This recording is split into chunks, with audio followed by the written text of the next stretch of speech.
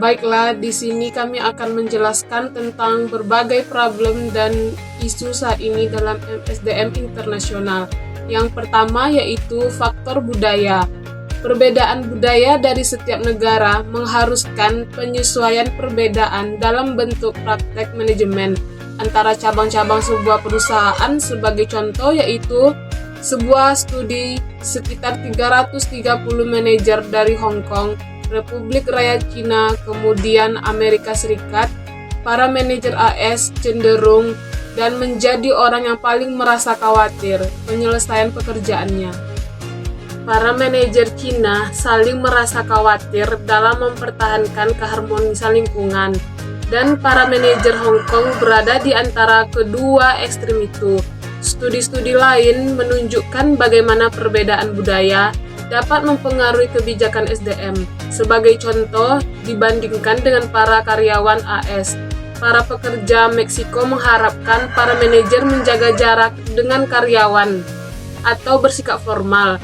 Di Jerman, karyawan bahkan tidak boleh terlambat beberapa menit dan harus selalu menyebut orang lebih senior secara formal dengan jabatannya. Yang kedua yaitu sistem ekonomi. Perbedaan sistem ekonomi juga diterjemahkan ke dalam perbedaan praktek SDM.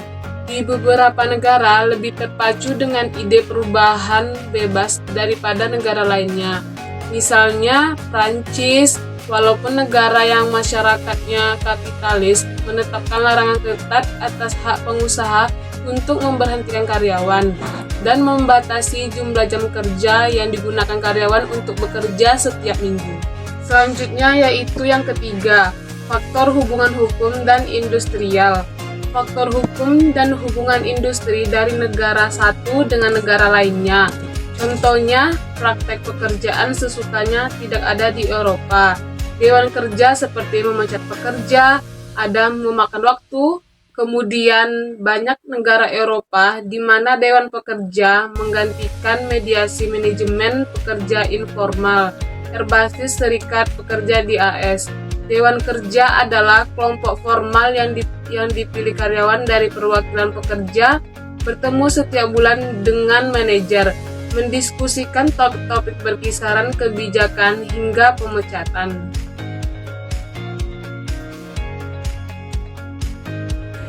Current issue, ketidaksiapan sumber daya manusia Indonesia. Current issue yang kelompok kami angkat yaitu tentang ASEAN-AFTA.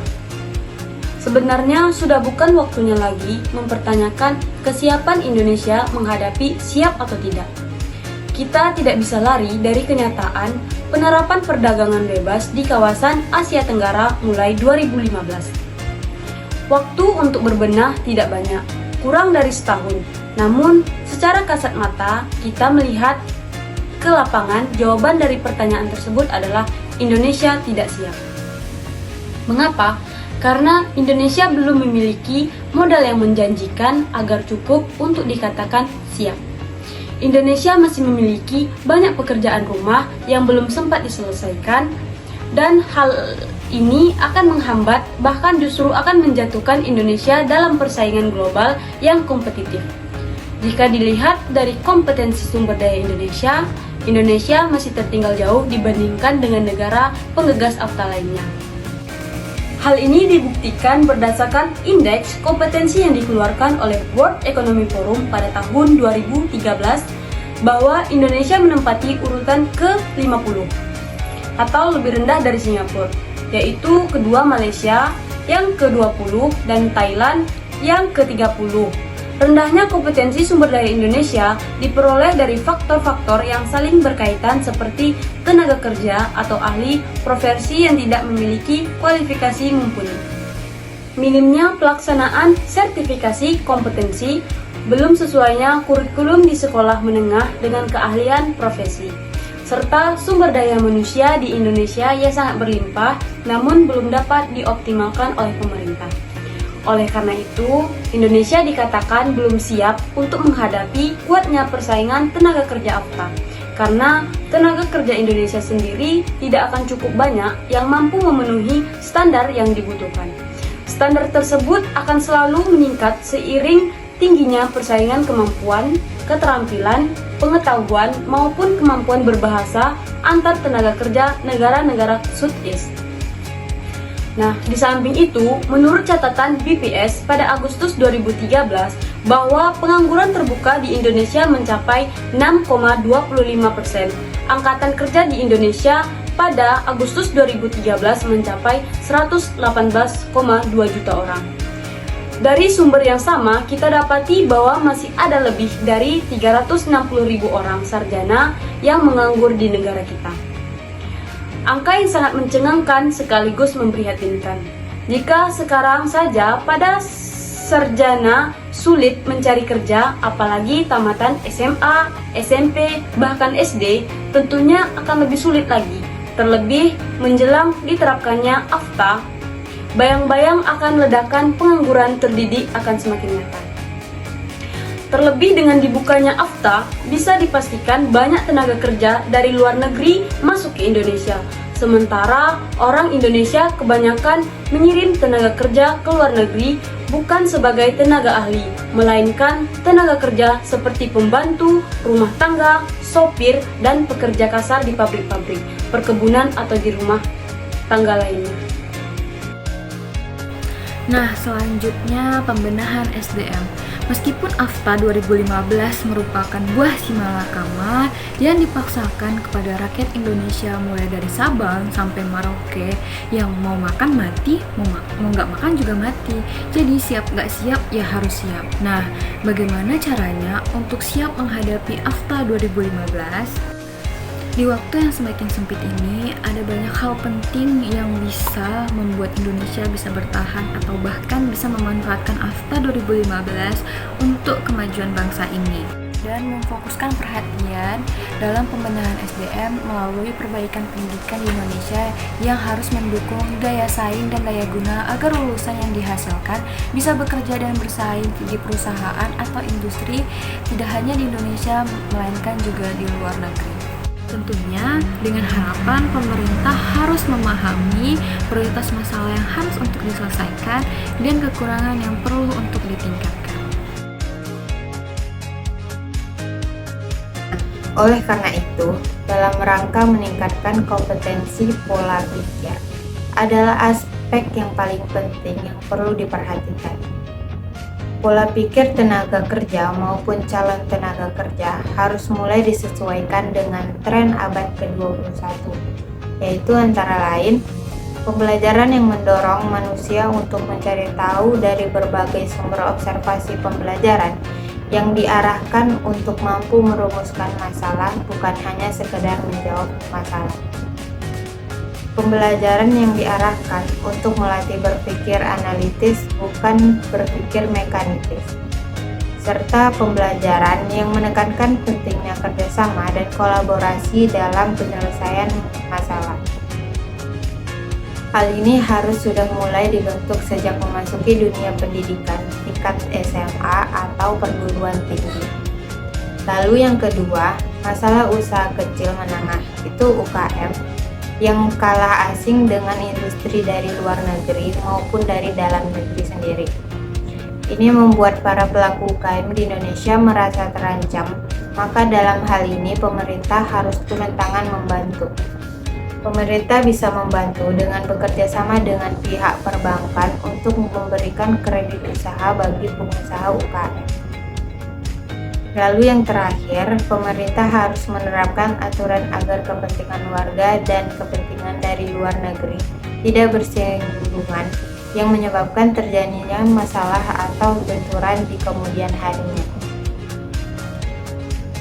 Akhirnya, penerapan perdagangan bebas di kawasan Asia Tenggara mulai pada tahun 2015 sudah di depan mata.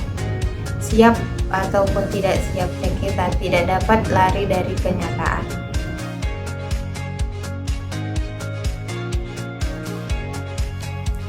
Baiklah, kita masuk ke materi selanjutnya, yaitu mengenai current issue dalam manajemen sumber daya internasional.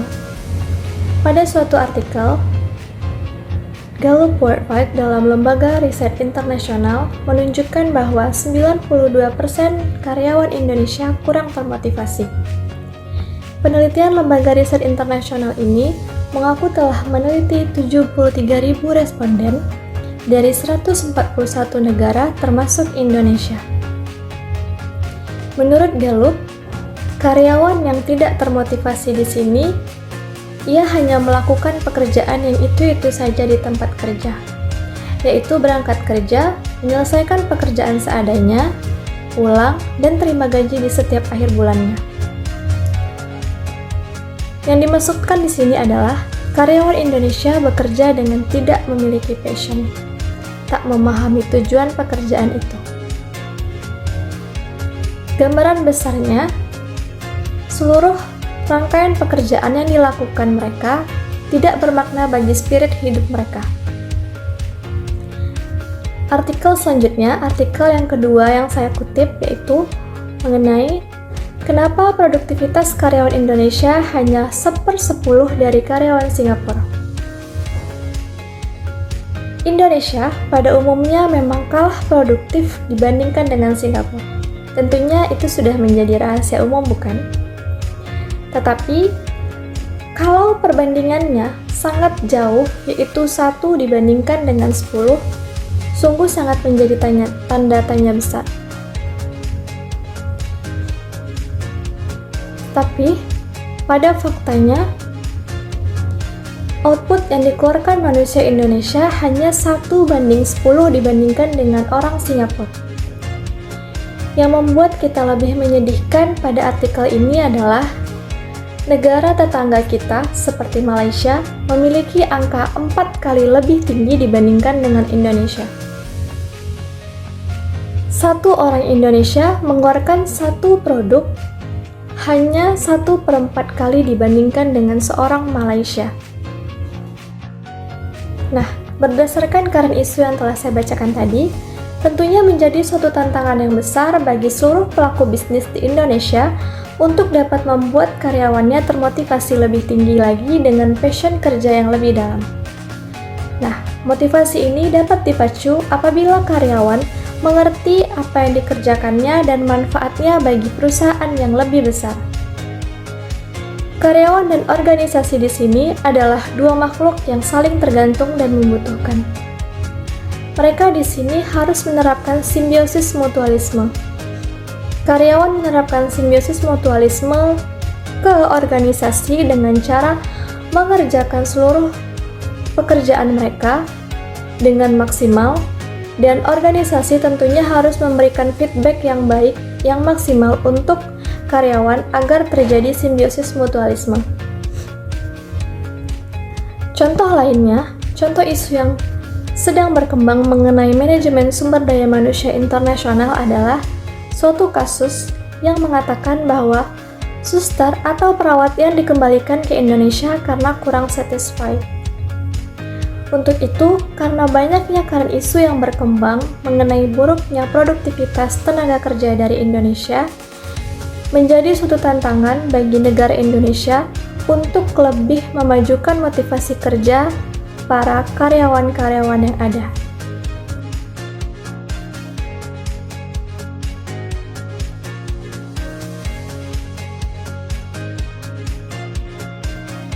Nah, itu tadi dia hasil penjabaran materi mengenai permasalahan dan isu yang sedang berkembang dalam manajemen sumber daya manusia internasional oleh kelompok kami. Melalui materi yang telah kami sampaikan, telah kita ketahui bahwa banyak sekali masalah dan isu yang sedang berkembang mengenai manajemen sumber daya manusia internasional. Oleh karena itu, pentingnya bagi setiap negara untuk lebih memperhatikan kualitas dari manajemen sumber daya manusia mereka. Peningkatan manajemen sumber daya manusia ini dapat dilakukan melalui pelatihan-pelatihan, sehingga sumber daya manusia di setiap negara menjadi lebih berkompeten di bidangnya.